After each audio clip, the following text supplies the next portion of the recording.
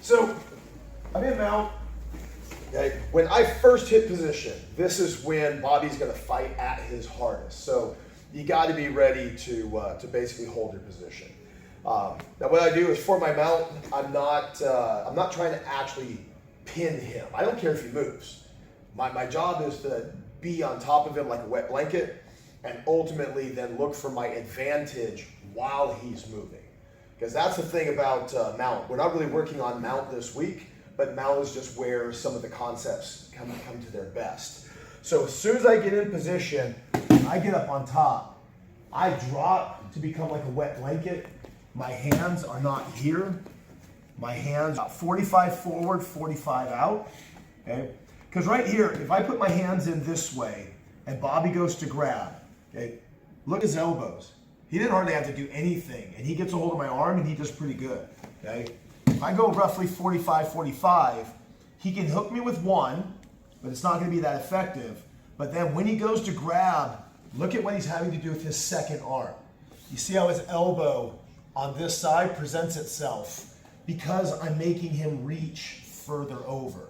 And that's what I'm looking for, okay? So as soon as I get in, I'll plop myself down, and then when he starts trying to find my arms, right here, his elbow just presented itself. The moment he reaches across, his elbow starts to then go in front of my chest, and that means that my chest now can start to put pressure into his elbow and collect it. So if I cut Bobby's body in half and I cut my body in half, okay? Right now, his hands and my hands are both on their proper half. That's green light, okay? Green light, when it comes to lights, what does that mean? Go. Green is go. The moment your hand crosses that center line, it goes into a yellow light, okay? What are yellow lights? Caution. Caution, okay? The moment his elbow crosses that center line, that's a red light. That's a no-go, okay? Your elbows do not belong past that center line. Hands can play, okay? Caution, caution, caution. Caution because wrist leads to elbow, okay? But when the elbow crosses that line, that is a red light, okay? Now remember though, there's two reds.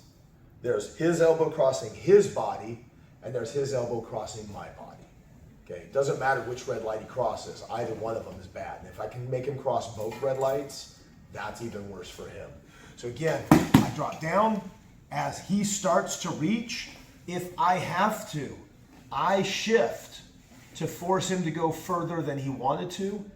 My left deltoid now pushes in to trap that arm, and then my hand scoops for his head. Now he's in trouble, okay? So from here, once I collect it, I'm pinching his elbow with my chest. I'm gonna lean into the hand that is behind his head, and now I'm gonna take his wrist, and take his wrist like I'm going to put it into my pocket, not out here, okay? From here, I'm pushing his hand to the ground, and then I'm going to pull it to my own pocket. And at the same time, I'm going to push his elbow forward with the same pressure. So again, I'm going to get up, I'm going to get in, he reaches, literally roll through here, trap. Again, if I go here, this sometimes can be difficult to get under his head. So you notice when I roll, now my hand is slipping underneath the crook of his neck, as opposed to right here. He can put his head down on the ground, and this becomes difficult to get underneath. If I'm rolling here, see how when I roll him, he goes further? Now I drive forward and pull his wrist to my hip. Again, not straight, not out here. Make him bend. Make sense? So two things that we're working on. One, if you grab the high elbow kimura, fantastic. If you don't, I don't care. The biggest part is I want you to get used to using your body to trap that elbow the moment it becomes available. That little piece right there, I mean, this is foundationally how I control most people. Is my hands are free, and as soon as that elbow comes across, you close the door with your shoulder and your deltoid. All right, let's give it a shot. 1, 2, 3. Pull his hands out. If I put him here, okay, I can grab here. My elbows stay, nothing crosses. Have to go here, okay? Just by putting my arms out a little bit further, my base gets better, and I will make you cross that line. And again, even if you haven't crossed over your line, you're crossing mine. And again, you reach this way, and I go, cool story. Oh no, what just happened? And I move my line over. Again, I can make you start to cross that line more and more. Now that's my classic bait switch. It happens with almost everybody. And I like to, again, hands have a job to do. So if I'm having to go here to push on your hands, okay, I'm not letting my body do its job. Okay? That's where, as soon as they cross over, I use my shoulders to create that pin. That instantly gives my hand access to the back of your neck, and then I get to go into my series then immediately from there. So now, I'm in mount, and now I'm playing up a little higher, okay? Bobby does not want to give up the ghost, okay? He knows he's here, he's keeping those hands in nice and tight and everything else. So what I'm going to do is I'm going to have to start to bait him, okay? Again, now to me, there's no such thing as a fake. There's no fakes, there's no feints. Okay? In boxing, you'll see people, huh? Okay? You do realize that when you just like pop your shoulder, things of that nature, that like, I know you're actually not a threat because you never entered the danger zone. You never actually got close enough to where, why would I ever react to just a flinch? The only reason I would react to a flinch is you're already close enough that we should be hitting each other. Okay? So to me, fakes and feints have to be earned with real pressure.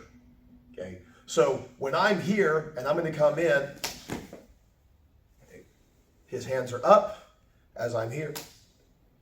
One wrist, one elbow. Okay, now what's going to happen if I get his arm all the way to the ground? Bring it back.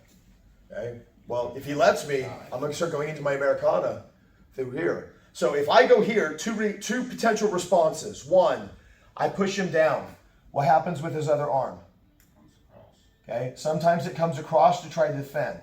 Okay, so when it does, again, I just use my shoulder to trap.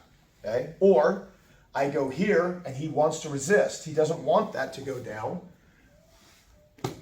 And then I use my hand to simply push the elbow and then pin and replace. Because now that my body can take over the job, it's an easy trap.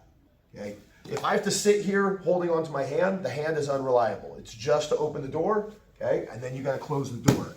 Now that I'm here, I can start going gift wrap or the like. So we're going to do two variations. I go here.